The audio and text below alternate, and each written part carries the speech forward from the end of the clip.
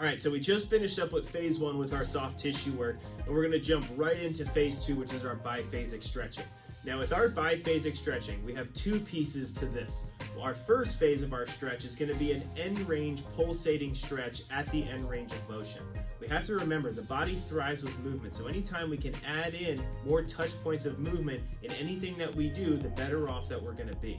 After we spend 15 to 30 seconds doing that end range pulsating stretch, we're then going to go into a classic static end range stretch, again holding that for another 15 to 30 seconds.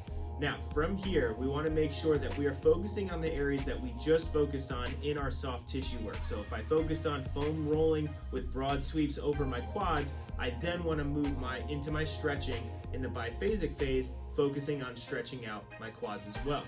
The most important thing with this type of stretching is I'm not sacrificing other areas to just feel a stretch in the area that I want to feel it in. The biggest thing here is setting a good pillar brace, so meaning my upper body is locked in at my shoulders, my core is braced, as well as my hips. So what I'm going to be doing is going into any stretch into this phase, no matter what I do, locking in those key areas so I can have a good length tension relationship at the muscles that I want to stretch to get a good authentic stretch in this phase.